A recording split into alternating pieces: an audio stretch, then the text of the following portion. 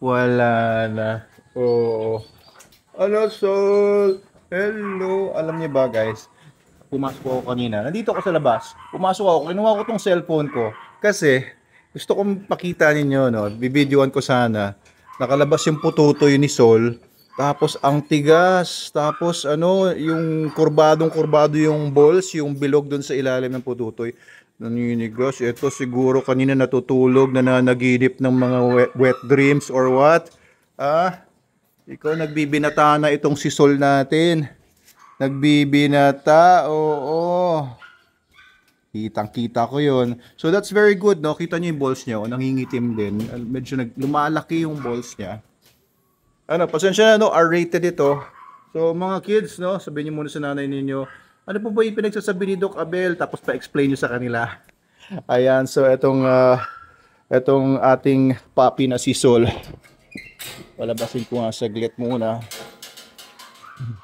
Hindi ko siya pinakawalan kagabi. Andito lang siya sa loob.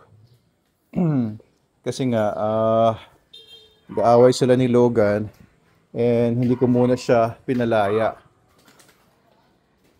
Pero kagabi, nalaya naman siya mga 10 o'clock, ganyan, hanggang pumasok ako.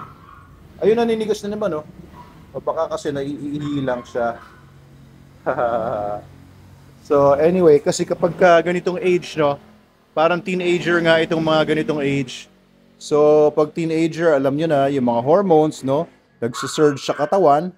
At minsan hindi makontrol yung mga sexual impulses, hindi makontrol yung mga, alam niyo yun, yung magkukos na mas-stimulate yung mga sexual urges.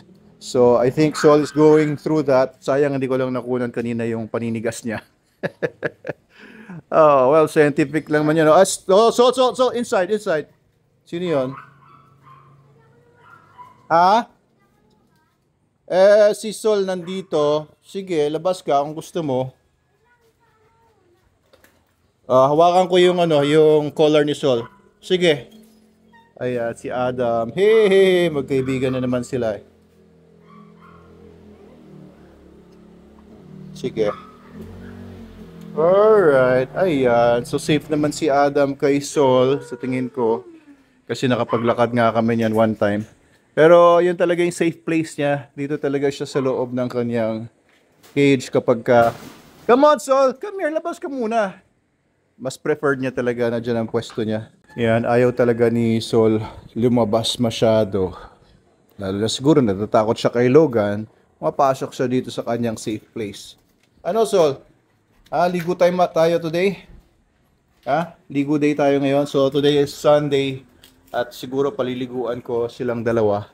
Kasi napansin ko kay Sol, hinihimas ko yung balahibo niya kahapon at medyo oily na masyado yung skin niya.